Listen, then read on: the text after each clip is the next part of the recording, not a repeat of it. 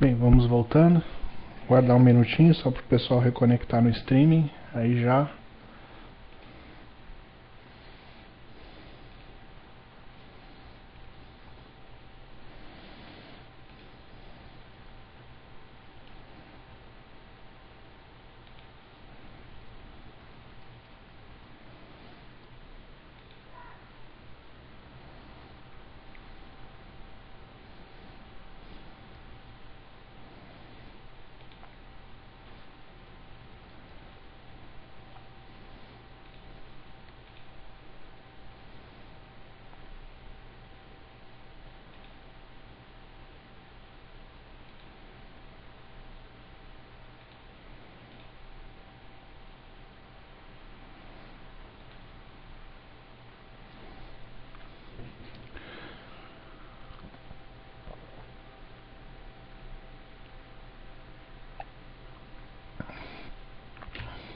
Bem, vamos lá. Bem, decidido. Então agora que a gente tem que criar uma view, vamos pensar então como é que nós fazemos isso. Basicamente a nossa view ela tem que receber parâmetros, ela vai receber aqui qual é o WSDL que a gente vai processar, qual é o método e quais são os atributos que esse método vai executar. A gente poderia fazer isso de certa forma genérico, mas tem que arranjar uma forma de passar esses atributos. Se a gente passa isso no request, o request vai ter que receber somente strings. Então isso já limita um pouco a forma como é que a gente pode passar esses atributos aqui. Tá? Mas é uma forma. Ou a gente pode botar um método na view também. Tá? Então vamos lá, vamos desenhar essa view. Eu vou mostrar para vocês como que se faz uma view e aí depois a gente vai reproduzir isso. Tá? Onde é que tem um exemplo de uma view? Vamos para o GitHub de novo. GitHub do Shrew. Tem um projeto aqui que já tem uma view prontinha para a gente trabalhar. Que é esse cara aqui. Plone API JSON. Aí entramos lá no código dele. Plone API JSON. Aí a view ela é definida dentro de browser. Em browser a gente tem esse JSON API.py. Basicamente todas as views elas são criadas dentro de um diretório browser. Isso é uma convenção. Tá? Logo que o ZOP3 Component Architecture estava sendo definido, imaginava-se que views ia ser um conceito que ia colar para fazer a visualização de uma mesma informação para diversas mídias, né, para telefone celular, para ambiente móvel, para WebDAV, para, enfim, web browser, navegador era uma delas, né. Acabou que hoje o único destino, o único objetivo das views acabou sendo o browser. Muito dificilmente a gente enxerga views planejadas para funcionar em algo que não seja browser, tá? Apesar de o framework ter sido idealizado, pensado para isso, na prática acabou não rolando. Então essa convenção acabou virando padrão, né? A gente tem um diretório browser, dentro dele tem um init, tá? Esse init é vazio, só para que o diretório browser vire um módulo importável. Tem o configure XML, que depois a gente vai ver, ele vai estar vazio também, só tem o básico aqui, ó, só uma tag de configure, mais nada. E tem um arquivo .py, que é a nossa view. Tá? Essa view, o que ela precisa? Bem, essa view ela está grokada. O que acontece? Eu tenho utilizado nos meus projetos o Grok, que é um framework que facilita o desenvolvimento com o modelo de componentes do ZOP3. Tá? O Grok ele é um framework declarativo, onde a gente assume algumas coisas através de código-fonte, e utilizando o Grok a gente vai evitar com que a gente tenha que escrever XML de configuração. No caso, ZCML. Eu acho um verdadeiro porre escrever ZCML. Tá? Tem gente que gosta, tem gente que está habituado, acha que é legal manter configuração e código-fonte em formato XML. Eu, pessoalmente, acho horrível. Tá? Então, o Grok ele tem essa filosofia, né? de permitir com que você configure determinadas coisas do teu código-fonte utilizando código-fonte, não utilizando XML, né? O XML do Zope 3, que é o ZSML, ele é bastante flexível, dá para fazer um monte de coisa com ele, só que ele é muito complicado, a sintaxe dele é muito rebuscada. Eu não gosto. Acho que principalmente para curso eu não gosto de ensinar. O Zope, o Plone especificamente, tem evitado utilizar o Grok no core do Plone. Tá? Por quê? Porque é mais uma dependência. Tá? Então, o caso do core do Plone tem utilizado direto os XML, fazendo os equivalentes aqui que eu faço com o Grok usando os XML. Mas é a mesma coisa. Tá? Eu só acho que para fins didáticos assim fica mais simples. Tá? Então, basicamente, o que é uma view grokada, né? Uma view baseada no Grok? É uma classe, uma view é uma classe que herda de uma classe base chamada grok.view. O Grok a gente importa ele do Five, from Five import Grok. O que é o Five? O Five foi aquela invenção, né, que fizeram para tentar compatibilizar o Plone, que é Zope 2, com o Zope 3. Inventaram o Five, né, 2 e 3, 5. É uma piadinha de mau gosto. Mas o Grok ele faz parte desse pacote, foi inventado nessa mesma época. E aí a gente vai utilizar diretivas, como essas aqui. Context Name Require. Vamos tentar entender o que faz cada uma delas. Herda de uma classe base e tem essas três diretivas.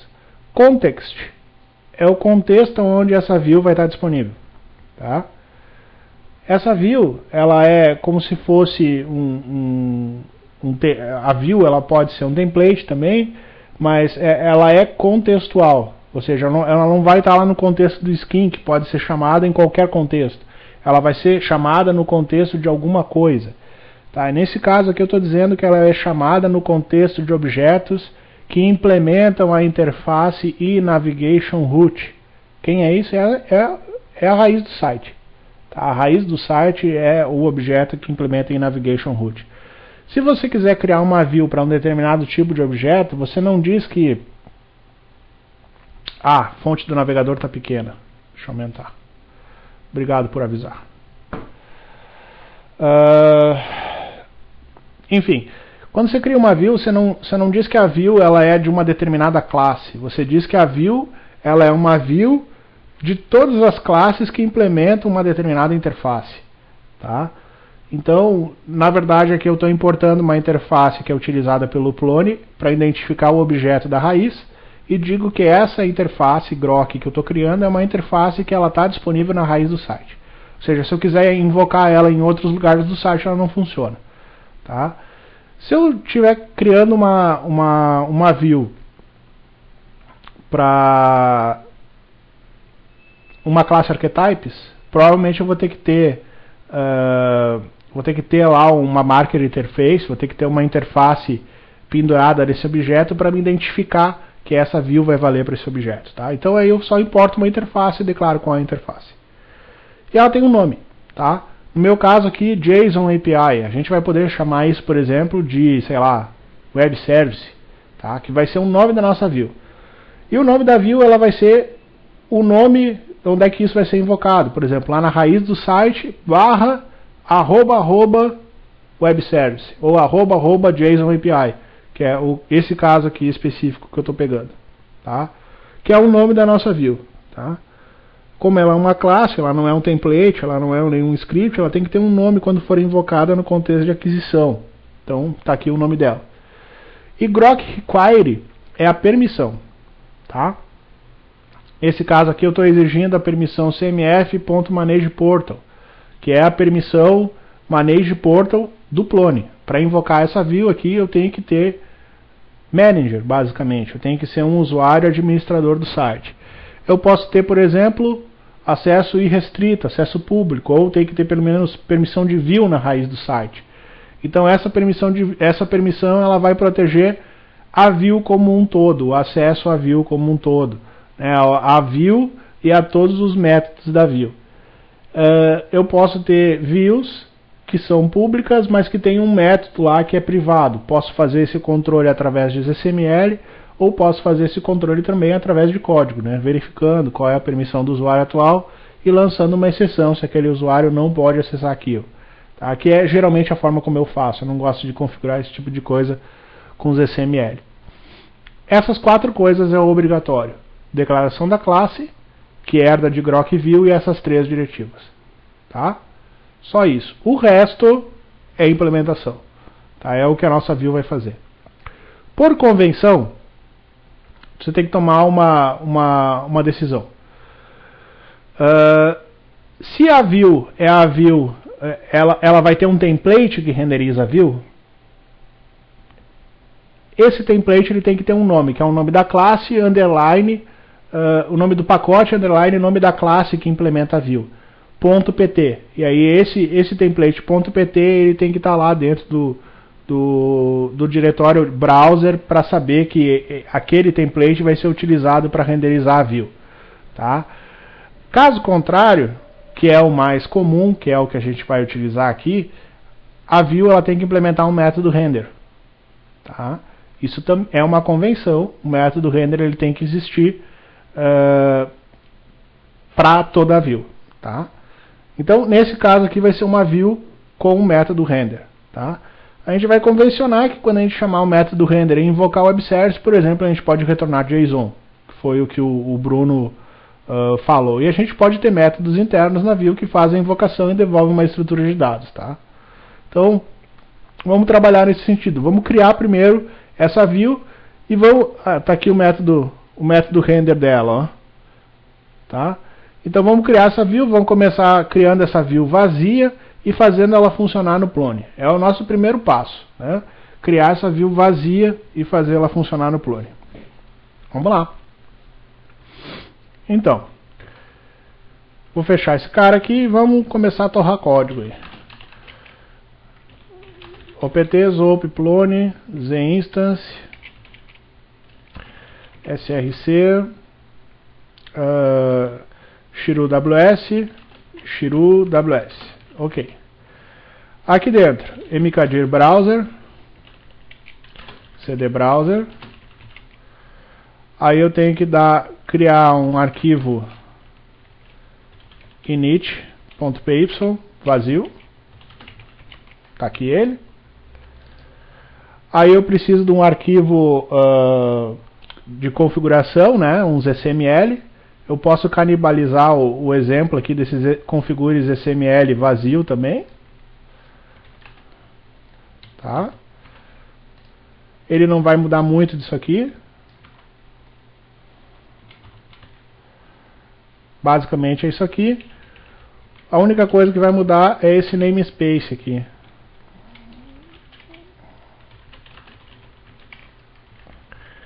Que vai ser shiru ws. Só isso. Tá? Ok? E agora eu tenho que criar a minha view. Eu vou chamar ela de ws.py. Tá? O ws.py, o que eu preciso nele? Ele vai ser semelhante a esse JSON API py aqui. Tá? Eu vou canibalizar um pedaço do código aqui. Pegar esse código aqui todo. Assim.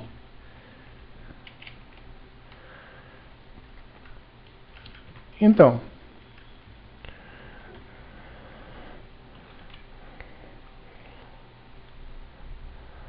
Eu criei uma classe ws aqui.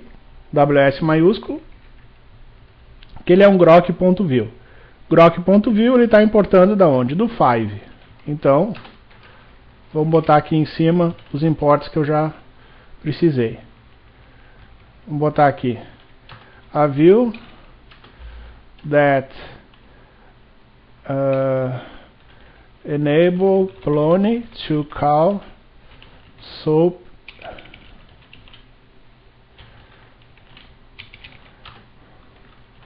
web services using suds using suds. Ok. Esse implemento não precisa, tá? E aí tem o grok, o nosso contexto, a gente tem que declarar. Então o contexto está aqui, está importadinho. O nome, vamos chamar ela de WS. Vamos botar por extenso, Web Services. E uma permissão, tá?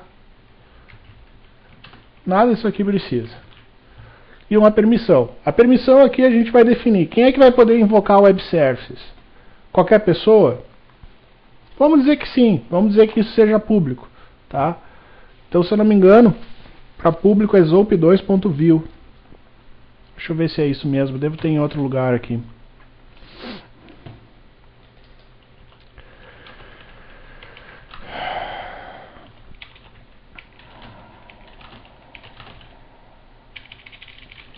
Deixa eu só confirmar.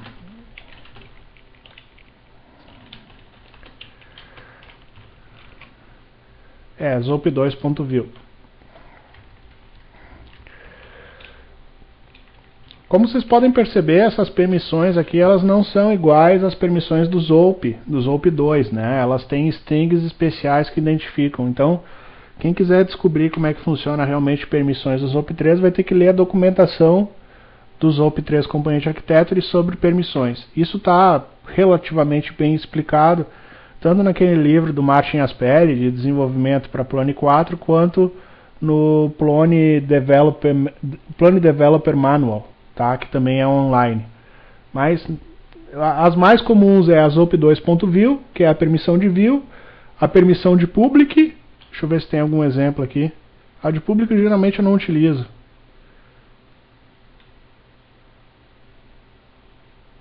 A de público eu geralmente não utilizo. Mas é a zope2.view e a manage portal, é as duas mais comuns, tá? Que é você ter a permissão de view no contexto e a permissão de manager, tá? Aí, claro, você pode criar permissões especiais, tem toda uma estratégia aí, mas as duas mais comuns é essa, tá? E agora, como isso aqui é uma view, tem que ter um método render. Então, o método render vai ser parecido com o que está aqui, né?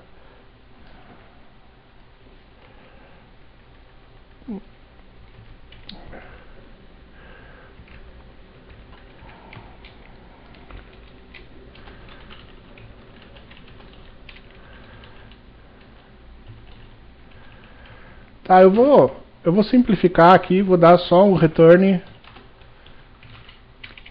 de OK, só para a gente testar, ok? Então, nossa view está escrita, tá? Isso é a nossa view do Zope 3 Component Architecture. Para isso funcionar, o que a gente precisa fazer? Bem, a gente tem que fazer algumas coisas, tá? Não vai funcionar assim só. A primeira coisa que a gente tem que fazer é dizer que o grok tem que ser instalado quando esse produto for configurado, tá? O grok, como vocês podem ver, ele é uma dependência desse pacote. Então eu tenho que ir lá na hora que eu rodo o build out, tem que ter o grok instalado, né? Então isso não é feito automaticamente. Eu tenho que dizer que esse produto, quando for instalado, ele tem que instalar o grok também. Então como é que a gente faz isso? Novamente, a gente tem que escrever uns XML para configurar essa dependência, né? Basicamente a gente vai dizer lá nos XML que além do que ele estaria dependendo normalmente, ele vai depender também do grok. Onde é que a gente tem um exemplo disso? Deixa eu pegar aqui.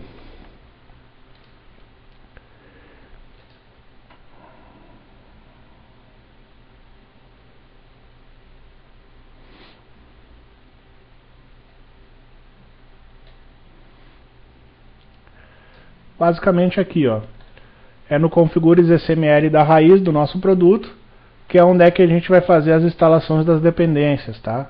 Basicamente esse include dependências do package que vai fazer o que a gente quer. Então vamos lá, vamos abrir ele. Aqui dentro deve ter um configure. Ele já vem previamente configurado, né? Com algumas coisas. Aí nele a gente vai adicionar... Opa! A gente vai adicionar algumas coisinhas a mais.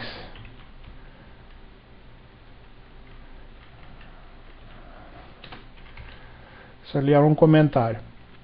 Então, esse initialize ele já está aqui em cima, ó, não precisa.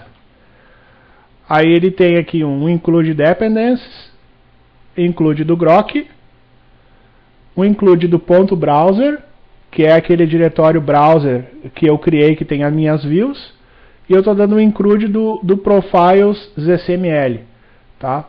O profiles ZCML não sei se está registrado. Acho que eu nem estou usando. Não, ele não está sendo usado ainda. Então posso apagar. Então basicamente é isso, tá? Eu tenho que dizer que é para ele incluir as dependências, marcar o grok e para ele considerar aquele diretório browser como parte do meu plone product para ele grocar aquilo lá também, tá? Salvamos e vamos testar, ver se isso está do jeito que a gente quer. Como é que a gente testa? Tem que reinicializar o Zope. Vamos parar o Zope aqui pelo supervisor e vamos startar ele em modo debug. opt zope plones instance.bin instance fg. Preciso rodar o buildout de novo? Não, acho que não precisa. Vamos ver se assim funciona. Apesar que precisa sim. Precisa para ele baixar. Aqui inclusive já deu, ó. Deu um erro. Deu um erro porque eu não declarei o namespace do grok aqui em cima, nem do 5. Deixa eu ajeitar isso. Depois vocês vão ter como pegar o diff lá.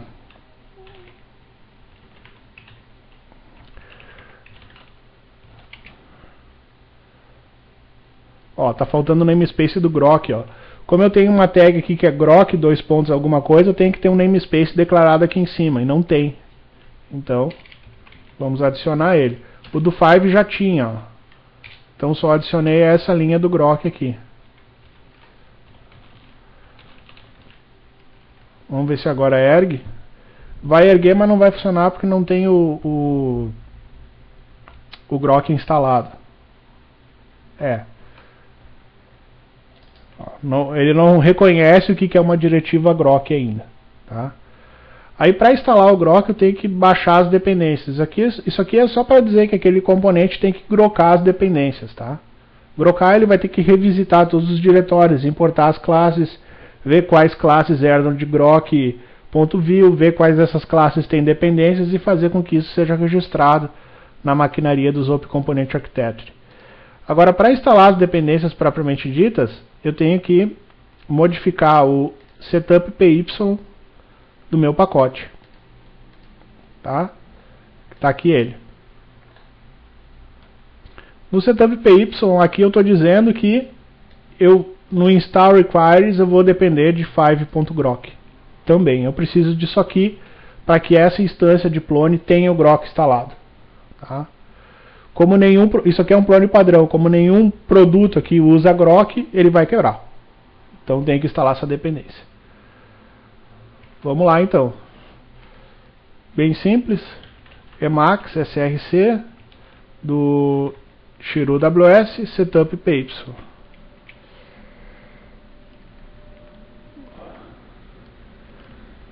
Aí aqui 5 grok. Aí é óbvio, né? Aqui eu estou mudando o setup py, tenho que reinicializar isso, esse meu ambiente rodando o buildout de novo. Aí o buildout vai ver que tem uma dependência nessa policy, vai baixar a dependência e vai passar a funcionar. Vamos rodar o buildout então. ./bin buildout -c develop cfg.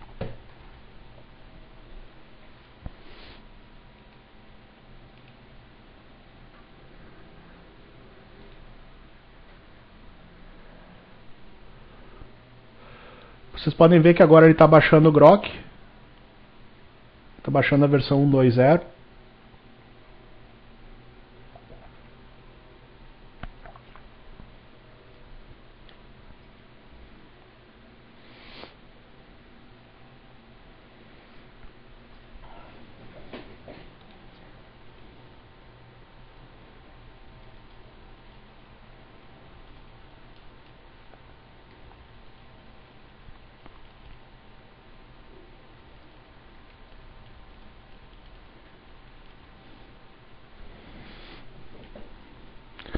O Grok ele tem muitas dependências, tá? Então aí ele vai baixar tudo.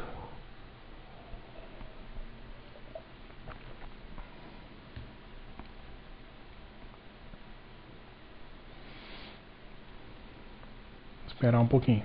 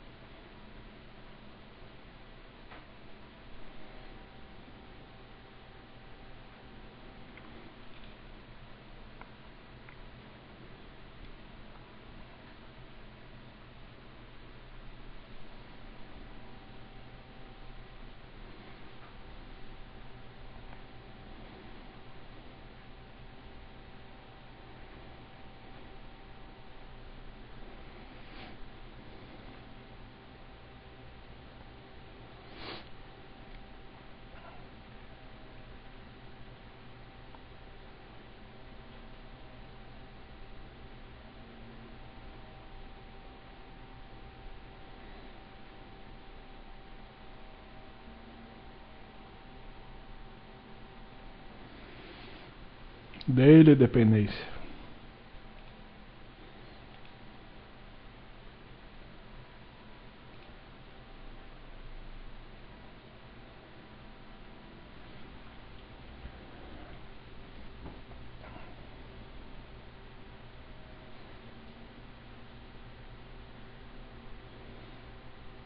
Pronto, baixou tudo. Tá só instalando agora.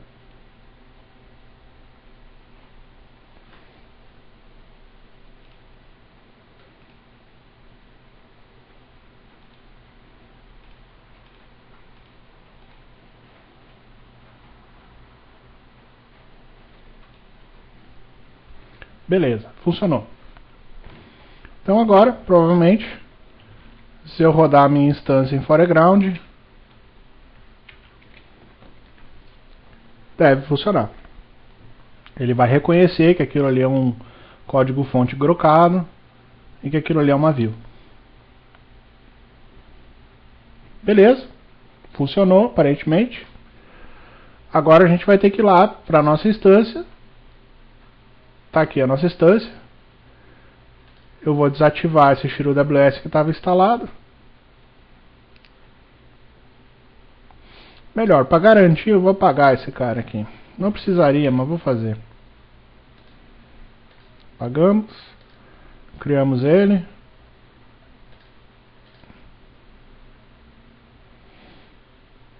Reinstalamos.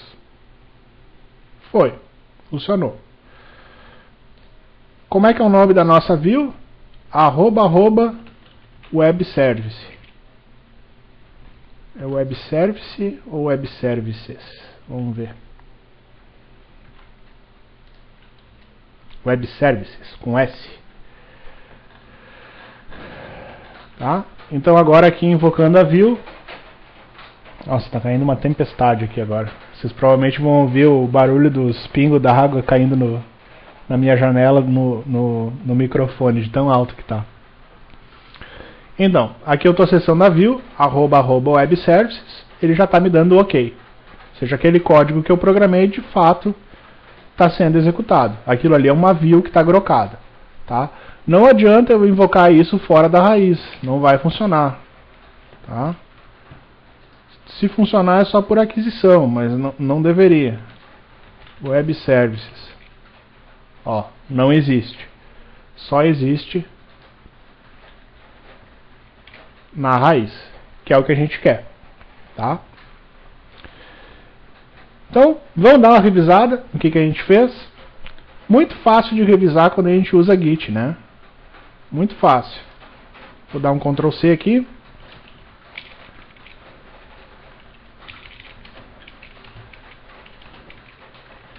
A gente faz o seguinte, dá um git status. A gente viu aqui que a gente tem o setup.py, o configures.sml e esse diretório browser que foi adicionado, né? Então damos um git add desse diretório, né, que tem a minha view, e agora um git status vai mostrar, tem esses arquivos TIL que são gerados pelo Emacs, né? Vamos botar isso no git ignore já para ele não fazer commit.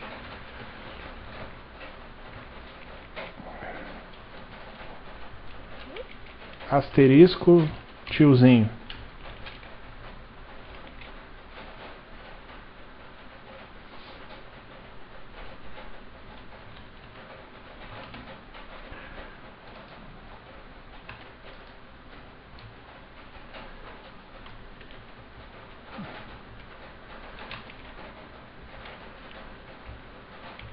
Agora sim. E tem que adicionar esses caras, né? Então o git add, do git ignore, do setup, desse cara aqui. Agora sim. Commit limpo. O que a gente modificou? O git ignore só por causa daqueles arquivos com til, né? Gerado pelo Emacs, para ele não commitar lixo.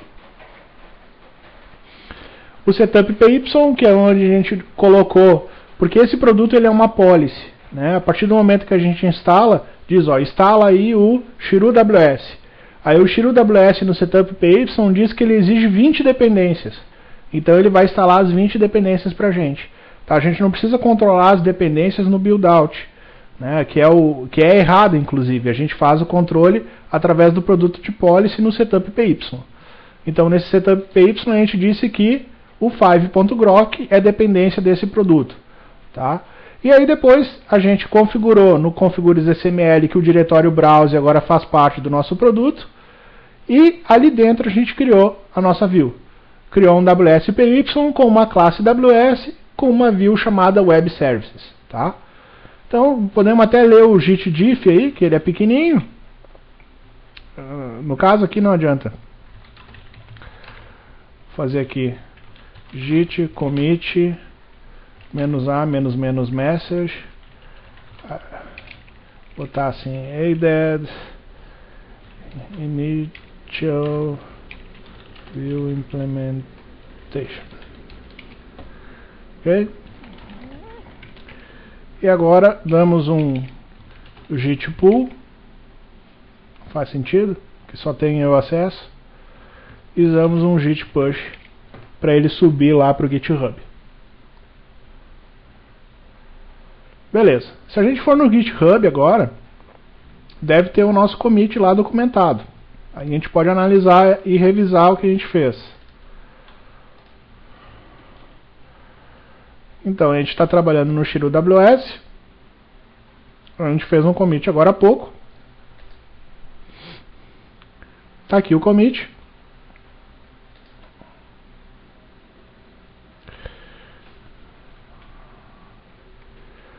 Então, no git ignore a gente só adicionou essa linha aqui que tem o tiozinho, né, para evitar adicionar arquivos desnecessários. No setup py a gente adicionou a dependência do 5grok. Lembrem que esse aqui é um arquivo de policy, né, que uma vez instalado ele instala todas as dependências para a gente. Criou um arquivo init vazio, só para permitir com que o browser seja importável, seja um módulo Python. Criou um configures.sml dentro do diretório browser também vazio, que não tem nada dentro. E declarou a nossa classe de view, que por enquanto ela está vazia. Né? Uma view do ZOP3 padrão, sem nada, é só isso aqui. É uma classe, um comentáriozinho, 3 diretivas para dar o contexto da raiz, a permissão e qual é o nome dela. Nesse caso aqui vai ser @webservices ou /webservices, tanto faz. O @@ é opcional na declaração de view.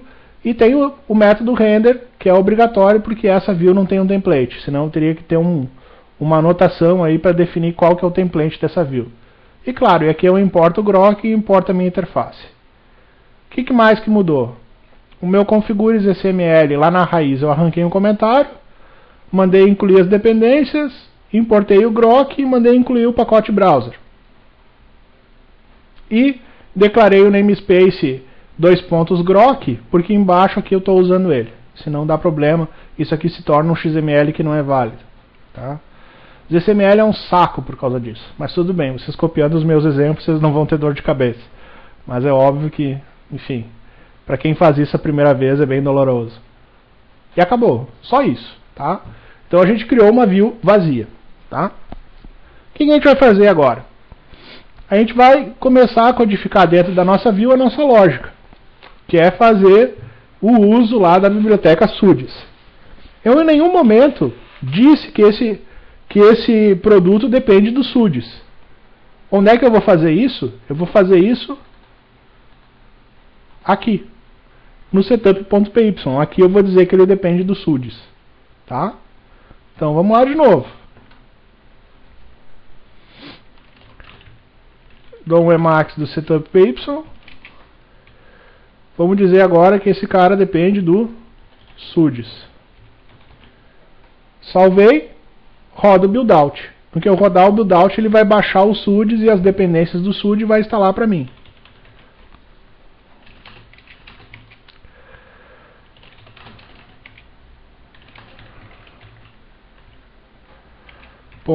.bin buildout -c develop cfg.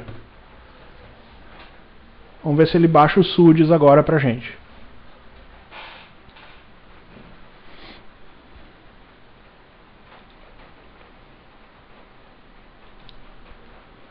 Tá baixando.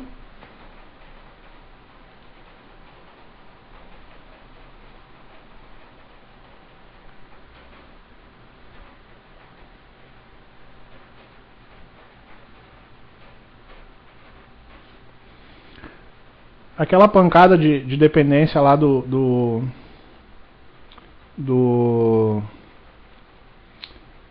Grok, ele não precisou baixar de novo, né? Já está instalado. Agora foi bem mais rápido. E acabou. Resolvido. Vamos ver se funciona. .bin instância fg. Se inicializar sem dar erro, já é um grande início. Tá?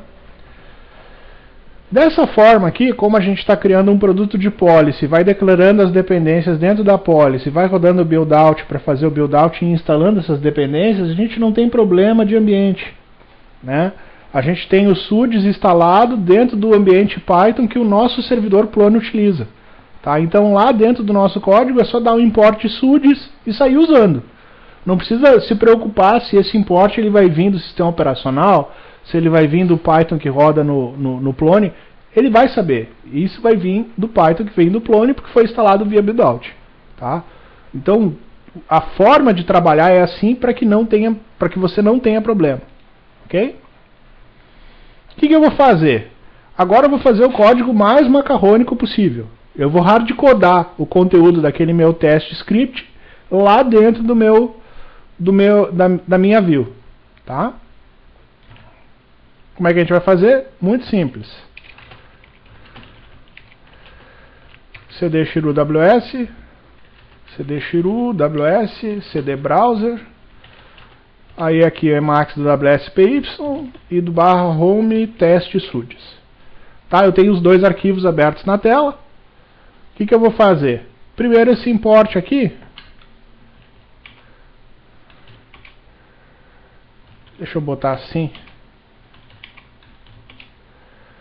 Esse import ali, eu vou botar aqui. From sudes.client import client.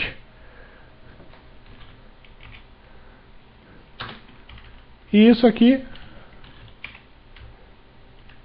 eu vou colocar aqui.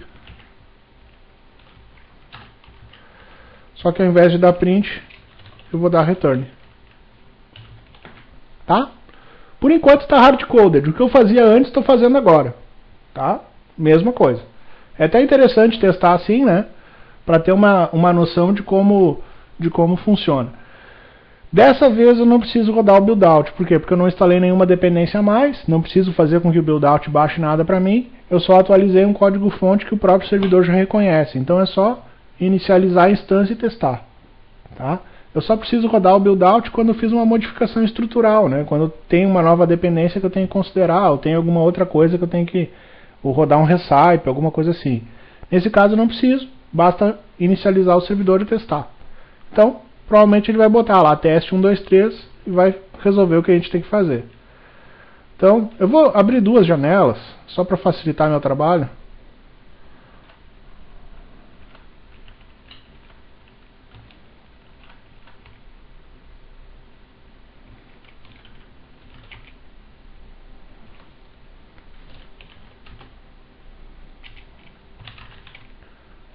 Aham.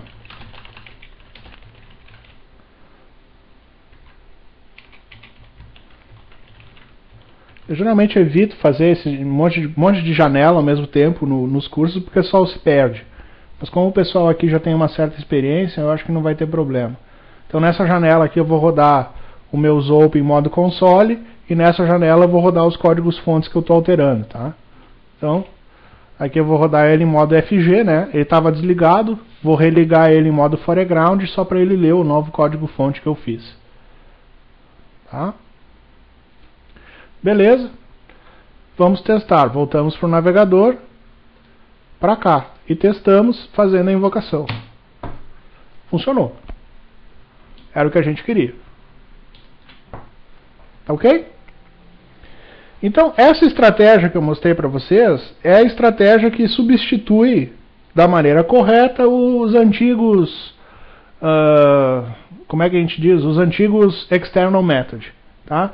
Fazer external method hoje em dia todo mundo vai olhar atravessado para você, porque, né, das duas uma, ou vão achar que você não sabe o que está fazendo ou que você é preguiçoso, né? Nenhuma das duas é boa. Claro que tem um pouco de preconceito nisso, às vezes eu acho que um external method resolve direitinho o problema. Mas aqui é uma solução bem estruturada, tá? Então isso é o equivalente ao que você fazia com o external method. Fazendo isso aqui você consegue resolver para qualquer tipo de problema. Você tem uma view que é invocada, essa view você pode passar parâmetro no request, lá no render você pega o parâmetro do request e utiliza, e retorna o que você quiser. Tá? O que está faltando aqui? Está faltando fazer aquilo que a gente discutiu no início da aula, de botar uma camada de cache, de controlar timeout, de tornar isso aqui um pouquinho mais genérico. Né? Então, vamos tentar fazer isso. Né? Vamos tentar fazer tornar essas chamadas um pouco mais genéricas. Tá? No caso específico da view, tá? O que acontece? Ela chamada assim, sem nenhum template, me dá a impressão que eu não consigo passar parâmetro nenhum para ela. Né? Os parâmetros eles seriam através do request, que por exemplo, interrogação A igual a 1. Né?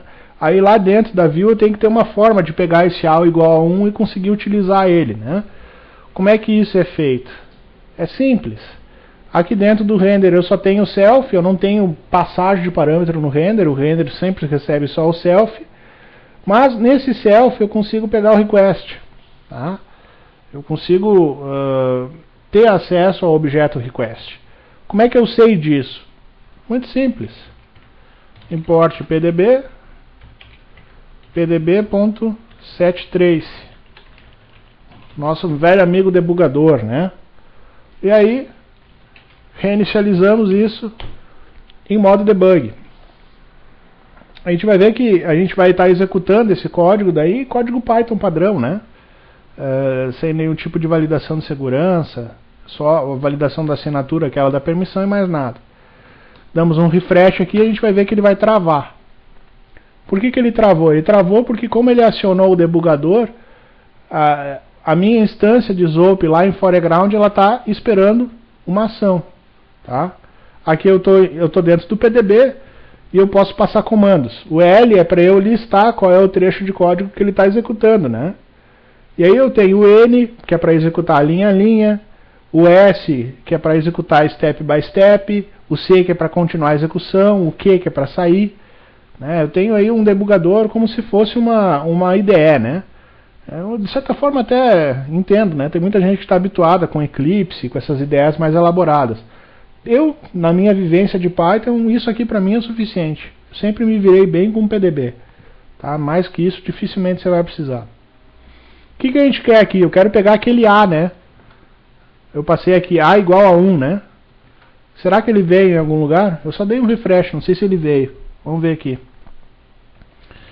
Repre de self, quem que é? É um objeto da minha view, né?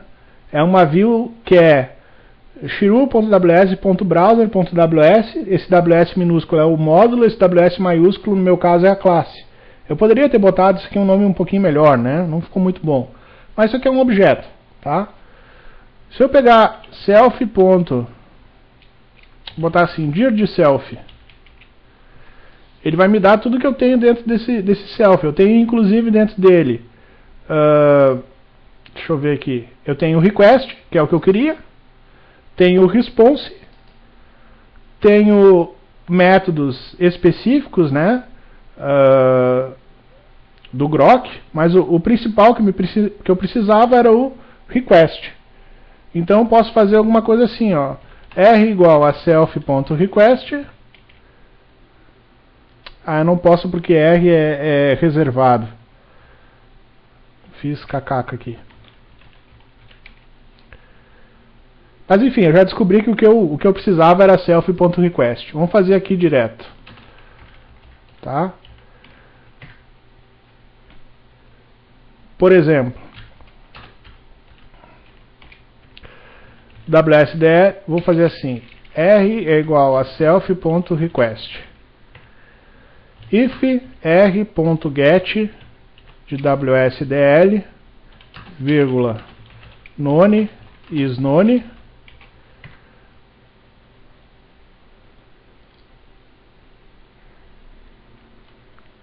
fazer assim.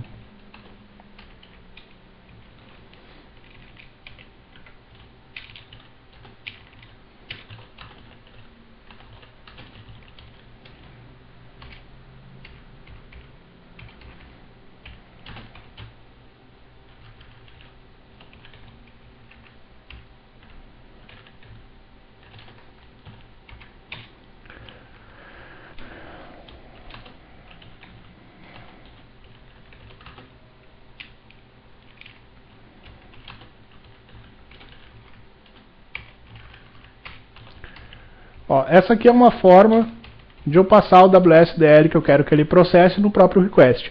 É óbvio que isso aqui é um exemplo, não sei se isso aqui na prática seria bom de fazer, né?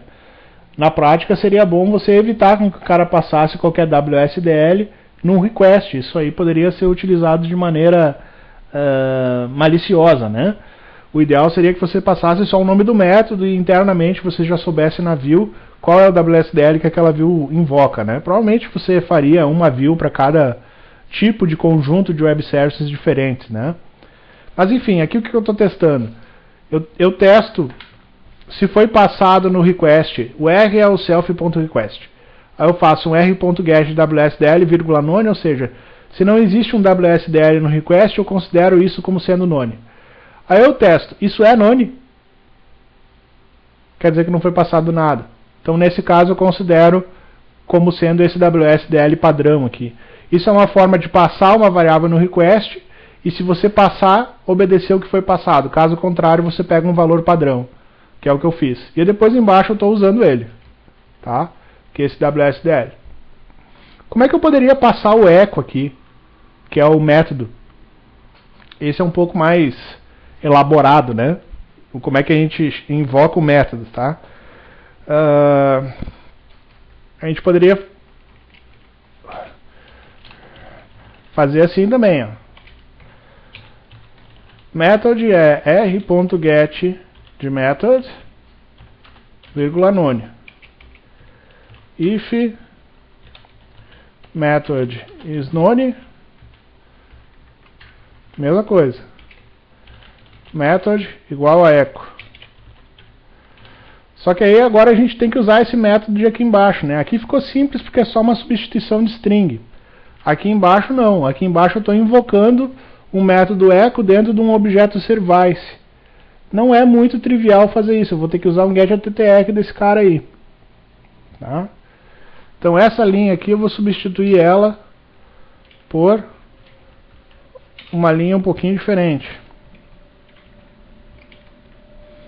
Seria m é igual a getAttr em client.service de method. E aí eu daria o return de m sendo invocado com teste123. É a mesma coisa. Só que agora eu tornei genérico. Né? O m aqui pode ser qualquer coisa. Tá? É óbvio que eu fiz assim só por uma questão de legibilidade. Tá? Eu poderia fazer assim.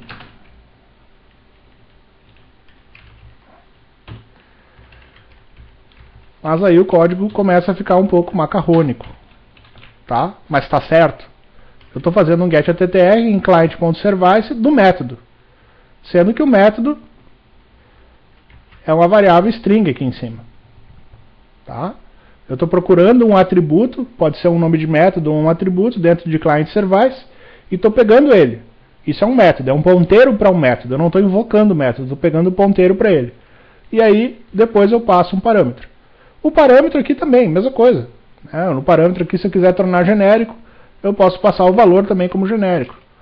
Então, poderia fazer assim, value, um código semelhante a esse aqui. Depois, o código aqui está repetitivo, eu poderia generalizar a solução, né? Poderia fazer ela de uma forma um pouco... Poderia refaturar o código, né?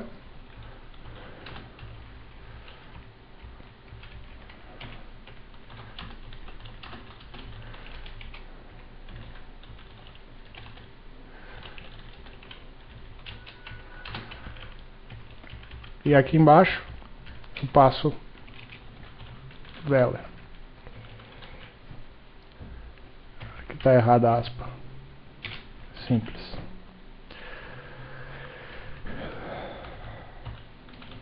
Então, essa é a brincadeira, tá?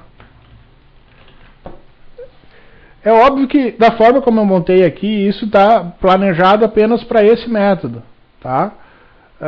E para o método que só recebe um atributo, só recebe um valor, e é um atributo posicional, tá? Mas como eu estou passando isso no request, já é o suficiente, tá? Eu posso passar qualquer WSDL, qualquer método e qualquer valor, e ele vai me devolver o resultado disso sendo invocado. Funciona? Eu acho que sim. Acho que funciona. É só uma refatoração daquele mesmo script, acessando variáveis do request, né? Mas é programação Python bem básica, tá? Não tem grandes mistérios. Vamos salvar, vamos testar isso aqui. Vamos ver se vai.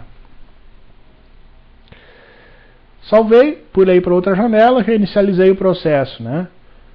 Como a gente está trabalhando com views, né? A gente tem que, cada vez que a gente modifica a view, a gente tem que reinicializar o processo. Voltamos para cá.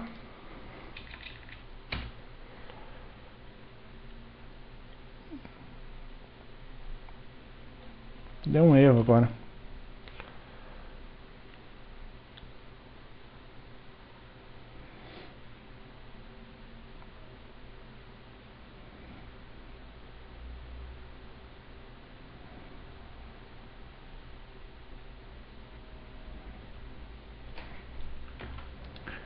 Eu fiz alguma bobagem.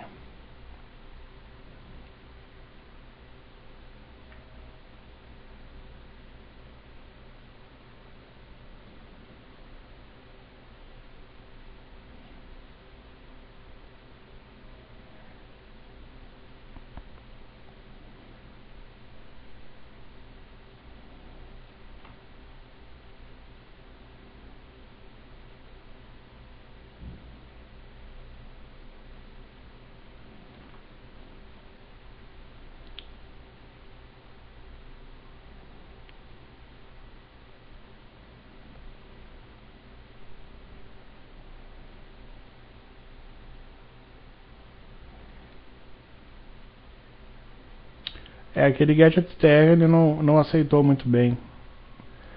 Acontece que esse client aqui, ele não, client.service, ele não é exatamente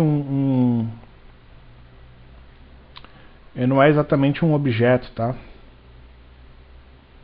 Ele tem que ser invocado mesmo.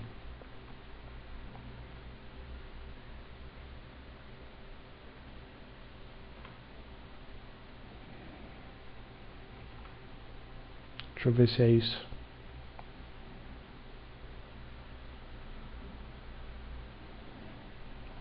Tá com cara que é.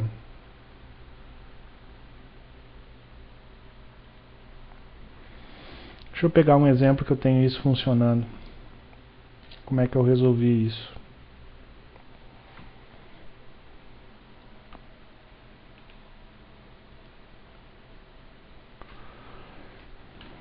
Deixa eu só testar se é ali mesmo.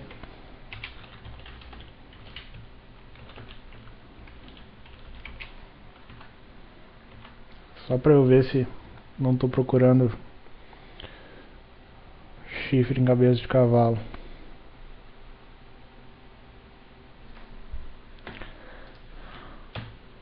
Tá? É ali mesmo.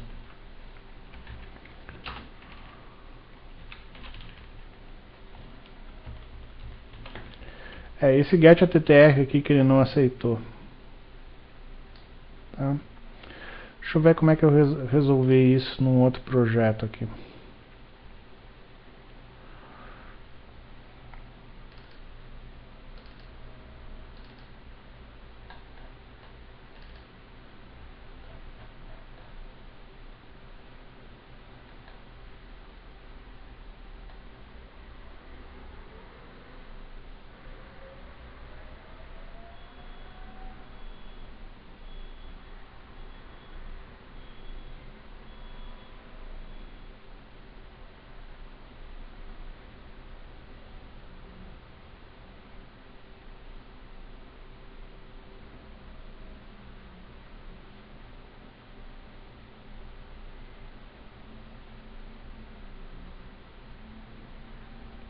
Deveria ter funcionado, eu resolvi do mesmo jeito. O que eu fiz errado então?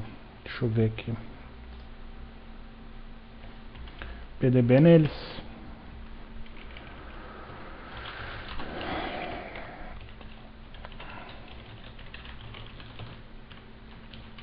Vamos lá.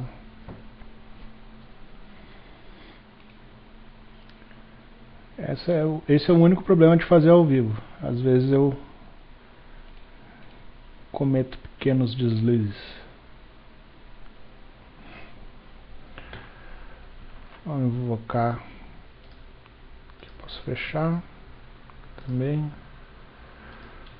Tá, travou. Ficou, beleza. Então, WSDL vale isso aqui. Method. Ah, o método ficou get. Estranho.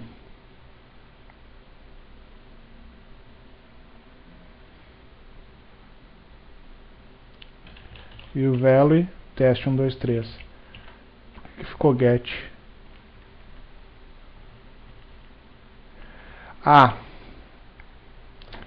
o problema é que method deve ser um atributo que no request ele já existe, tá? Ele é uma palavra reservada que deve pegar o tipo de método, se é get, se é post, se é um head, tá? Então eu não posso usar method para passar esse parâmetro, tá? Eu vou pegar m, por exemplo. Tudo bem. Vou botar m e v. Só para não ficar tão estranho. Agora sim. Vivendo e aprendendo. É uma palavra reservada.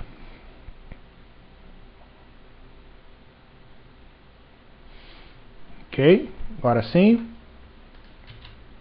E agora funcionou. Tá?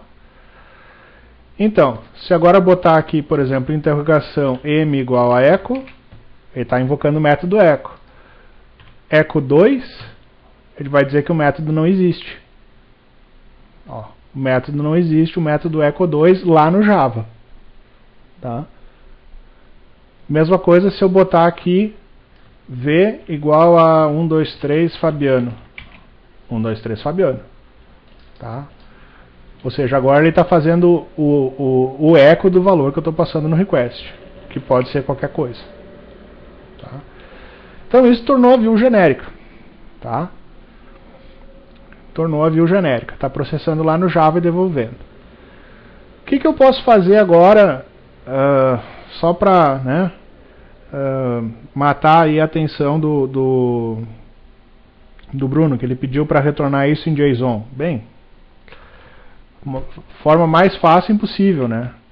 Retornar alguma coisa em JSON é import JSON do próprio Python, tá?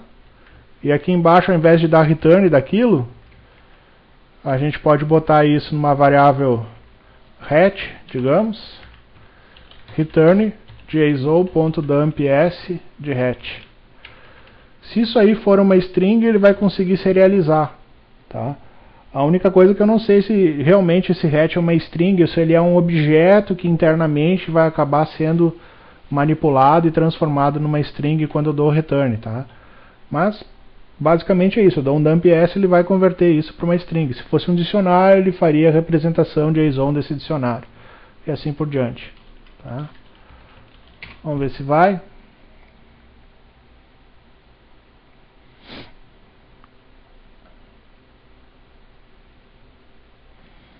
Ok, reinicializou,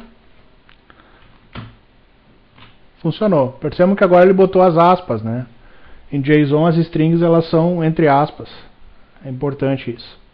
Então, está funcionando também, tá? É isso aí, tá? É uma generalização um pouco rasteira, tá? Porque aqui eu considerei que no request eu posso passar o WSDL, o M e o V, seja o método e o valor.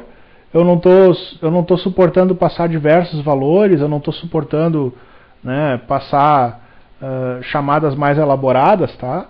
Mas eu posso fazer isso através de um outro método da view e aí depois usar esse método da view no template, tá? Não tem problema nenhum. Como essa view ela vai estar na raiz, eu posso pegar essa view, pegar o contexto dessa view e invocar métodos nela, tá? Não tem problema nenhum, tá? Então aqui seria, digamos assim, a sintaxe geral, né?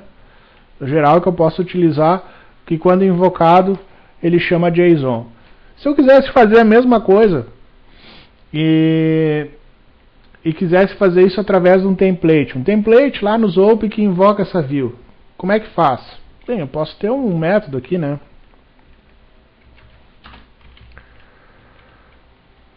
Fazer assim, ó. Por exemplo, o método run. Asterisco args, asterisco, asterisco, kw args.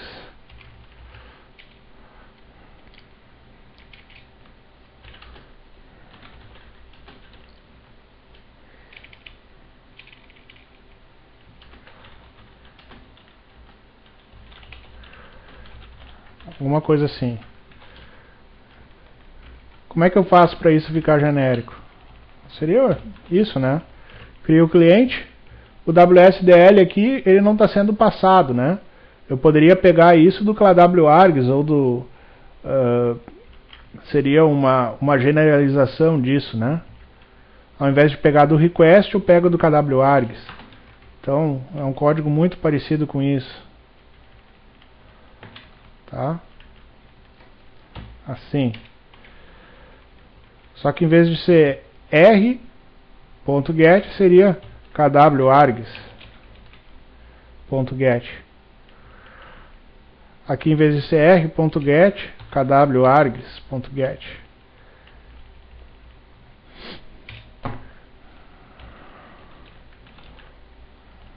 E aqui fica igual. É óbvio que esse código está um macarrão, né? Eu não preciso passar esse código assim. Eu posso passar esse código para um método genérico e aí fazer o run e o render invocarem do mesmo método, né? Então eu poderia fazer assim, ó.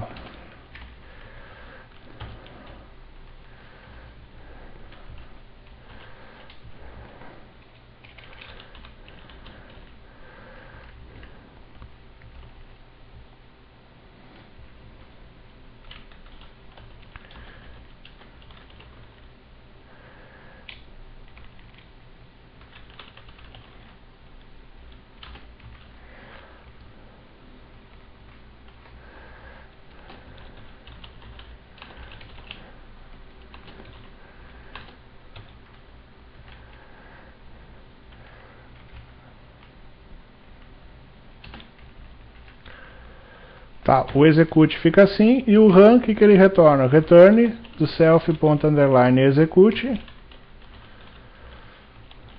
passando quem? Eu poderia passar, no caso do run, poderia ser o próprio asterisco args, asterisco kw args,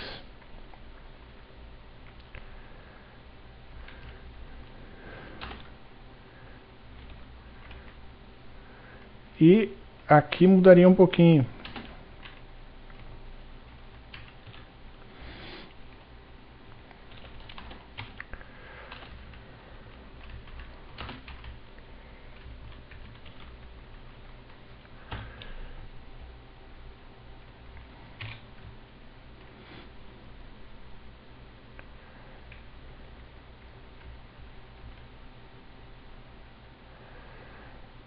Poderia usar, por exemplo, r.form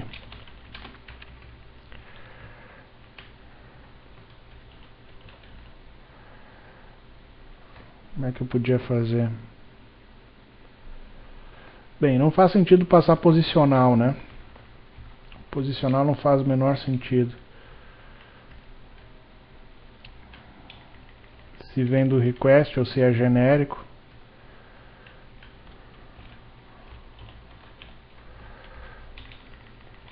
Então posso pegar só assim, só com chaveado.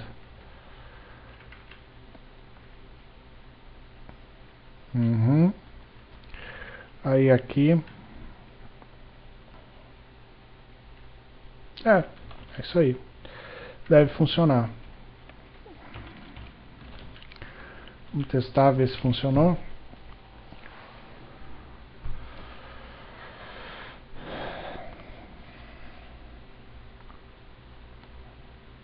Que aí ele ficou realmente genérico.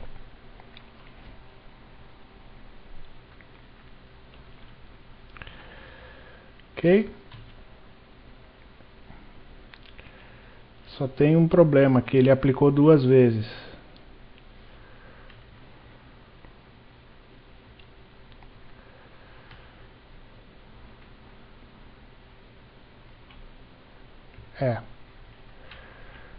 Aqui embaixo é só dar return.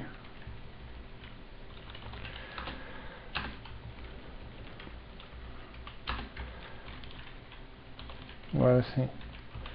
Senão fica o JSON do JSON.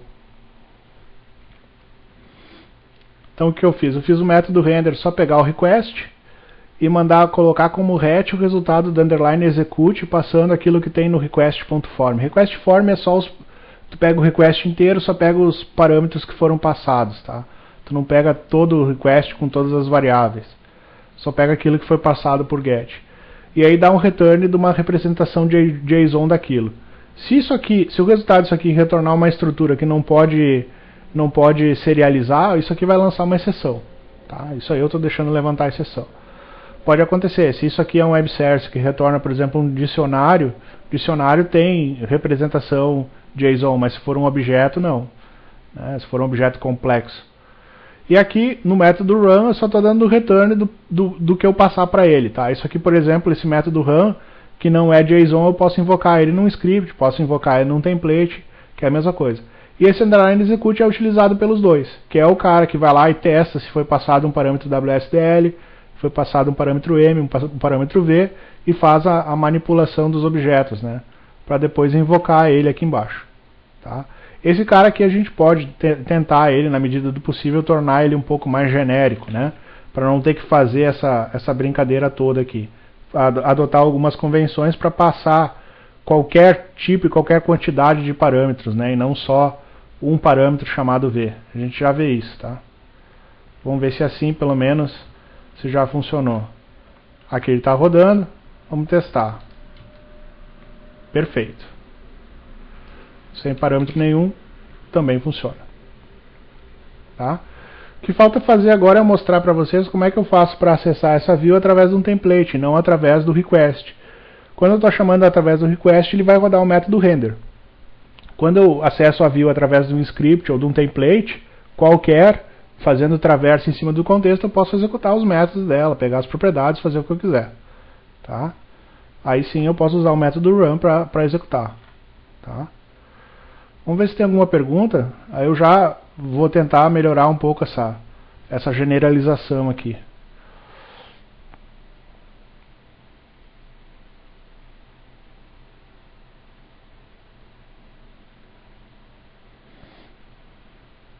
Ok. Tá.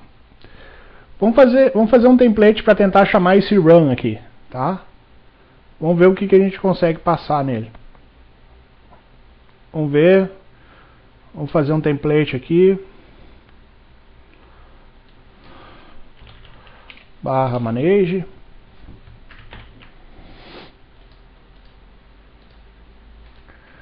Vamos lá no portal skins. Vamos ver se eu consigo fazer um template também enferrujado aqui. Fazer ao vivo sempre tem um gostinho amargo. Vou botar aqui, botar teste WS, vai ser o nome do meu template.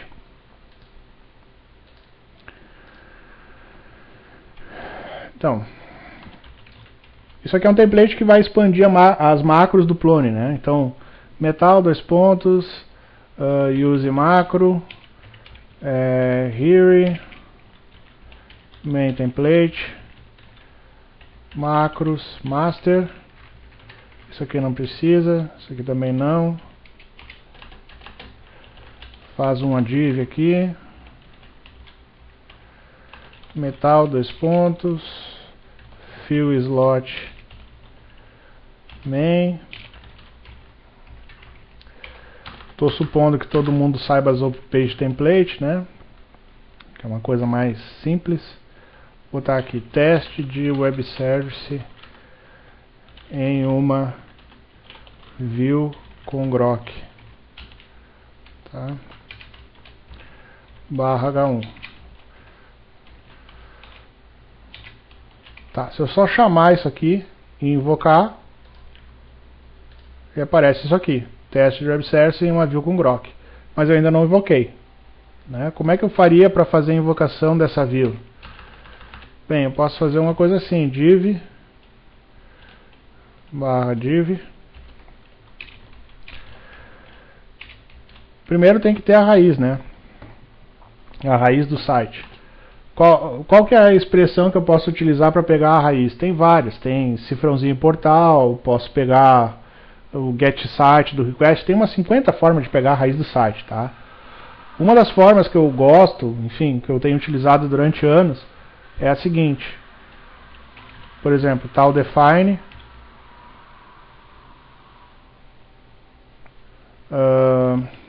tal define botar assim, portal é o que? Nesse caso é here barra portal, fazer com expressão Python mesmo, fica mais rápido.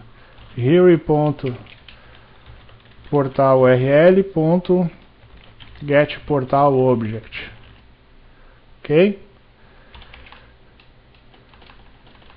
Aí a minha view eu vou fazer o que? Eu sei que a minha view é web services dentro de portal. Se eu chamar portal.webservices, ele vai me permitir com que eu invoque os métodos, né? Então eu posso fazer assim, por exemplo, tal content é igual uma expressão Python dois pontos portal.webservices.run abre e fecha. E aqui dentro eu posso passar parâmetros. Se eu passar v igual a Chiru, teoricamente ele vai passar esse v para mim. Vamos ver se vai.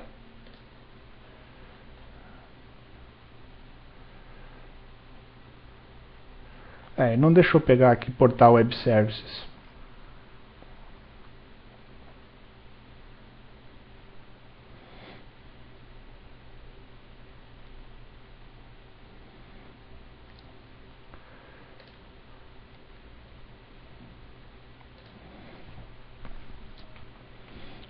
Deixa eu ver como é que eu podia fazer. Eu vou ter que fazer traverse na view. Provavelmente. Vou fazer assim. View é igual Python portal.restricted traverse. Se vê que isso aqui não é feito para rodar em page template mesmo. Restricted traverse por @web services. Vamos ver se assim vai.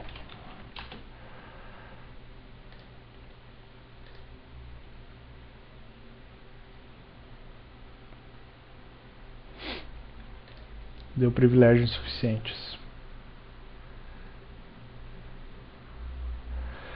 Deu privilégio suficiente por causa disso aqui é um Python script tentando acessar uma view, né? Aí isso destrói com a maquinaria de segurança do negócio. Mas se eu fizesse, deixa eu ver como. Aqui não vai deixar.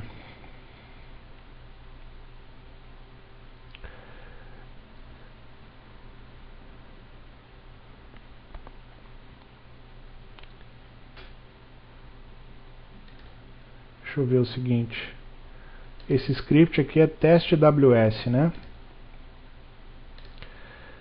Se eu fizesse assim,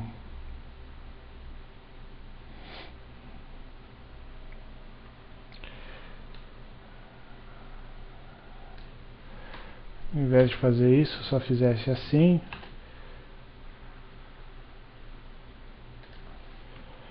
só que aí eu tenho que manipular o contexto para invocar isso lá.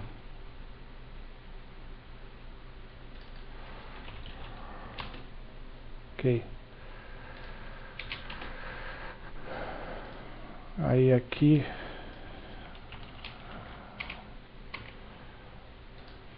barra, como é que é o nome? Teste tracinho AWS. E não aceita. Aqui não vai rolar. Para usar aquele método run, a gente só vai conseguir utilizar ele se for através de um outro estilo de programação. Através da ZMI a gente não vai rolar, né, por causa da forma como isso é validado. Eu teria que fazer isso através de um código fonte que é uma view que tem um template registrado, aí somente esse template acessaria a view. E aí, por sua vez, o template conseguiria passar parâmetros para a view, né? Esse exemplo eu estava pensando em fazer amanhã, mas hoje, enfim, a gente já acabou estourando o nosso tempo aí. Mas enfim, amanhã a gente vê isso com SQL Alchemy e vê mais algumas coisas também de cache e timeout. Mas basicamente dá para fazer, só não dá para fazer com page template solto assim na aquisição. Tem que ser um page template que é o page template que está amarrado na view, tá? Senão ele não vai permitir isso aqui. Uma questão de segurança, tá? Se eu quiser fazer isso aqui no contexto de aquisição, eu teria que ter uma utility, tá? E aí essa utility, sim, publicamente eu conseguiria utilizar ela. Agora, através da view, assim, eu não consigo, tá? De qualquer forma, outra forma como a gente estava listando, aqui, funciona bem, tá? Bem, já deu para ter uma ideia aí de como é que isso funciona, então. Única coisa que a gente não fez é fazer a passagem de parâmetros, né, genérico. O que acontece? Aqui eu estou pegando o WSDL e testando. Estou pegando um parâmetro M e passando. E aqui eu estou testando só o V, mas digamos que o meu método M recebesse V1 e V2.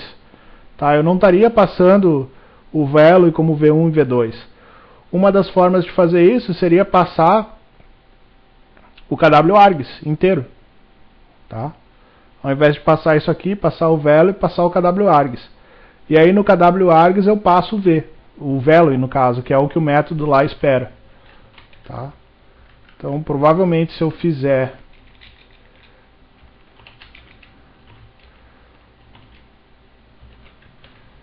assim funciona genérico.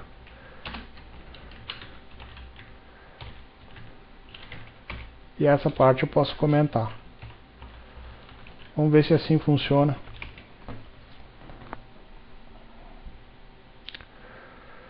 Essa do template eu vou ficar devendo para amanhã.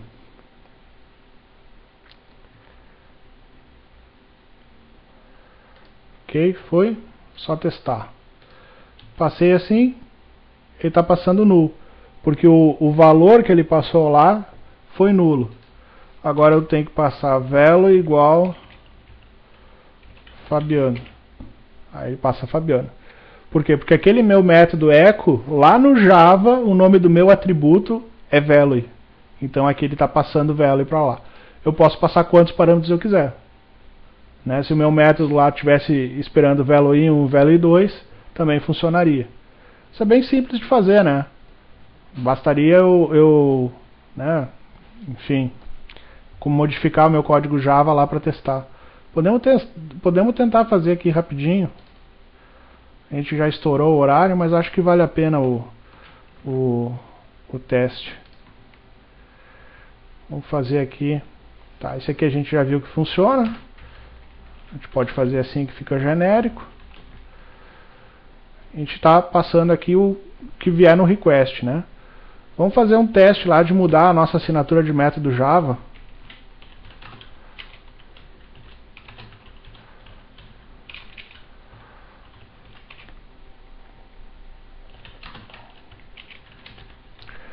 OPT, Tomcat, Web Apps, Axis,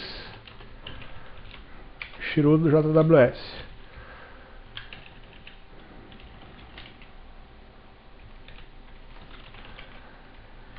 Vamos mudar aqui, value 1, string, value 2.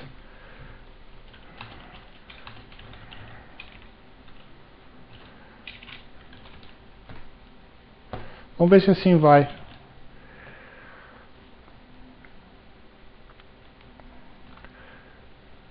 Ok, salvamos.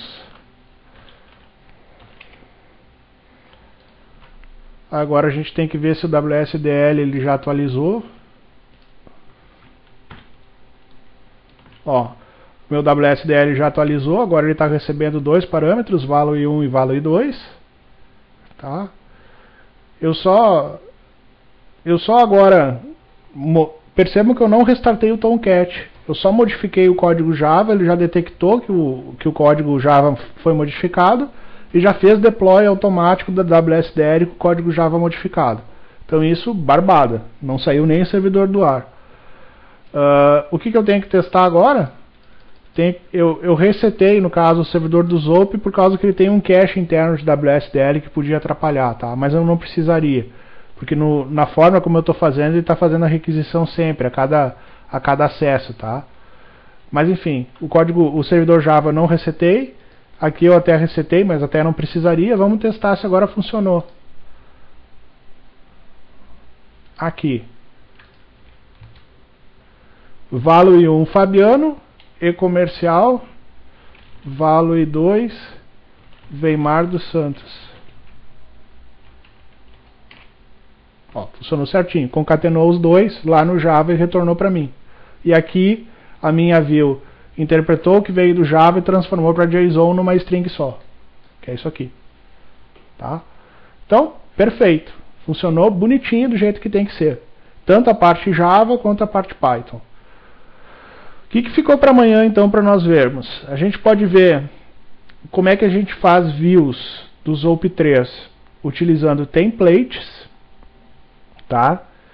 Que aí os templates, quando a gente for trabalhar com views porque essa view que a gente fez, ela é uma view que ela tem um método render. Cadê aqui? Essa view que a gente fez é uma view que tem um método render. Que é uma das formas de fazer view. Que é a view que em última instância se comporta como um script. Mas é uma das formas de view menos utilizadas. Porque as views, na verdade, que não tem template, elas vão renderizar o quê? Por exemplo, um download de um arquivo. Né? Um arquivo que está no disco. Ele vai pegar o arquivo no disco e vai devolver no response. ou ela vai processar uma deleção de um elemento, né? Você vai lá, clica numa view, clica num botão de apagar, lá na interface da tua aplicação. Aí esse botão apagar, ele vai para uma view que vai fazer a operação de deleção e vai gerar um redirect. Tá? Então ela não precisa necessariamente ter um template, ela não vai mostrar nada na tela. Então essas views são exceções. Então nesse caso aqui eu já comecei pela exceção, que é a view que tem um render. Mas ela não vai ter o template associado.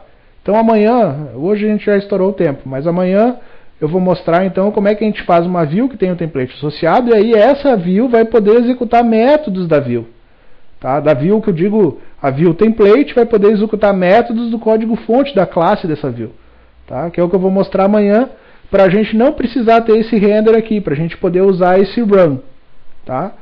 Isso pode ser especialmente útil quando a gente quer passar no KW-args estruturas mais elaboradas, que não são só strings que vêm do request. A gente quer passar uma lista de dicionários ou uma lista de tuplas, quer passar uma estrutura de dados mais elaborada. Perfeito, desde que teu web service esteja planejado, pensado para receber isso, é perfeitamente possível. Tá? A implementação ela não vai mudar.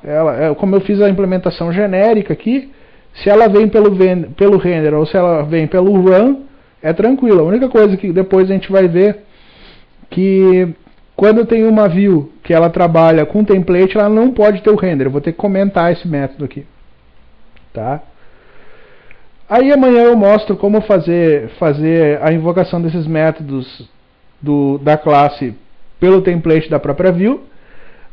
E aí vamos trabalhar aquilo que eu comentei no início da aula, de fazer cache e de fazer timeout. Eu não falei nada de timeout por enquanto, mas já tem timeout implementado. Tá? O timeout padrão do próprio SUDES é 60 segundos.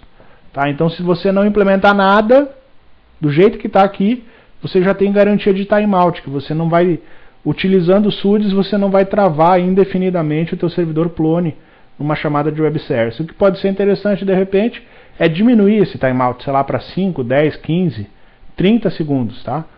Eu acho, por exemplo, que um web service que leva mais do que 10 ou 15 segundos é um web service lento, que deveria ser melhorado, né? Só se ele tem um bom motivo para levar tanto tempo assim. Apesar que o Fábio já me disse que lá na Câmara tem caso lá que leva mais de 30 segundos uma chamada. Tá? Não é tão incomum assim acontecer, mas acontece. Então para amanhã fica a parte de cache, fica a parte de timeout do SUDES. Aí a gente vai trabalhar com o main cached, trabalhar com a manipulação desse timeout, e vou mostrar também para vocês como é que funciona a views do ZOP3 que tem templates. Tá? Eu não sei se eu vou mostrar como codificar isso aqui como uma utility, para depois chamar esse método através de uma utility num page template ou num script. Tá? Aí a gente pode ver também se a gente consegue fazer. Teria que ser uma name de local utility, né, para ela ter o comportamento de uma tool do CMF. Vou ver, de repente, se não for muito complicado, enfim, eu tenho medo que a gente vai acabar se atrapalhando e não vendo mais matérias de SQL Alchemy, onde a gente vai acabar tendo que ver isso também. Mas, de qualquer forma, vamos tentar explicar direitinho todo o conteúdo que puder. Se faltar 2, 3 horas, aí a gente emenda, readapta. Tá? Bem, acho que é isso. Já me estendi por hoje, já é quase 11 horas. Então é isso. Esse código agora, assim que acabar o vídeo aqui, eu vou fazer commit dele e botar no repositório do GitHub, e aí vocês já podem baixar e utilizar eles nos testes de vocês, tá? Ok? Então tá, é isso, pessoal. Até quinta-feira, no mesmo horário, nos encontramos para finalizar essa questão, e aí depois vamos começar a ver sobre SQL Alchemy e do Z3C Form, que é um framework para processamento de SQL, né? É um mapeador objeto relacional, e um framework para processamento de formulários. Tá bom? Então é isso, pessoal. Até quinta-feira.